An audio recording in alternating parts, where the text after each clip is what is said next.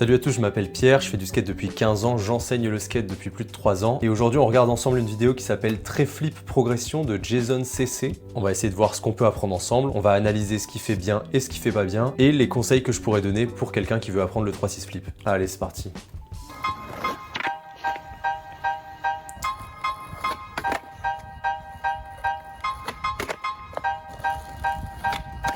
Ok, alors le premier défaut que je pourrais trouver, c'est qu'il a son pied qui est pas assez dans la cuillère. En fait, idéalement, son pied arrière, il faudrait que les orteils dépassent un petit peu de la planche. En fait, c'est quand les orteils agrippent le tail sur le côté qu'on va pouvoir lancer le 3-6 flip en entier.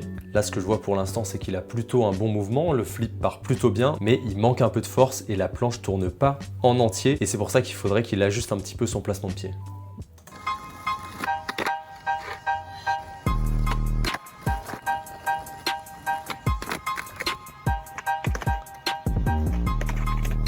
Deuxième conseil que je pourrais lui donner, là il est en train d'essayer sur une route goudronnée pas très lisse. En fait un sol comme ça c'est pas vraiment idéal pour apprendre ce trick, il faudrait plutôt un sol qui glisse. Par exemple un sol en marbre ou alors un skatepark en béton bien lisse. La raison c'est qu'on veut que les roues arrière puissent glisser au moment où on envoie le 3-6 flip pour que la planche reste en dessous de nous.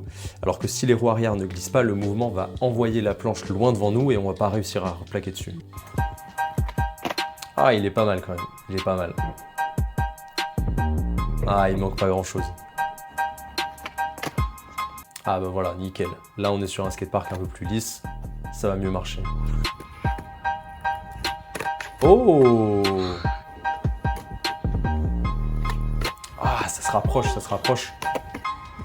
Encore une fois, il manque un petit peu de chevette. On voit que son pied arrière est un petit peu mieux, c'est-à-dire qu'il a les orteils qui dépassent un petit peu. Moi j'aimerais bien quand même le voir mettre son pied vraiment dans la cuillère, agripper avec les orteils le tail. Ah, pas mal. Oh, dommage.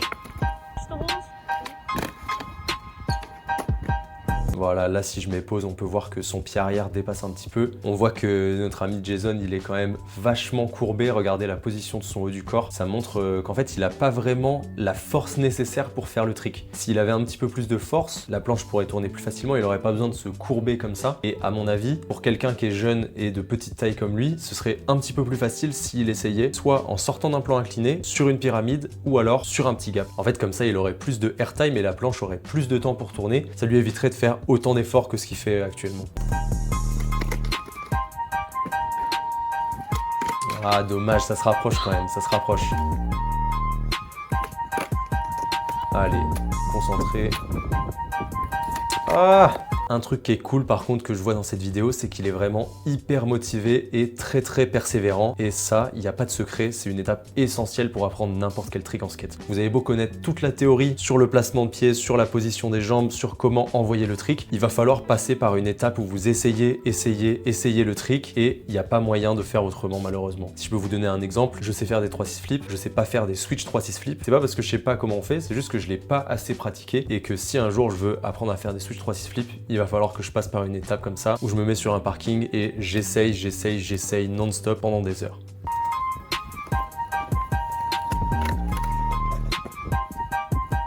Oh, presque. Allez, c'est pas mal là. Il va le mettre, non? Allez.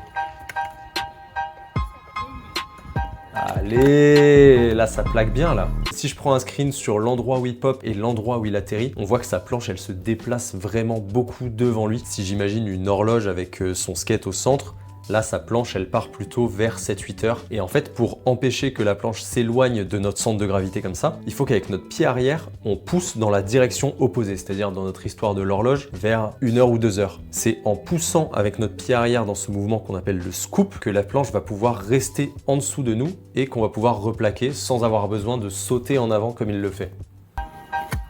Oh. Oh, ça plaque là, il est presque.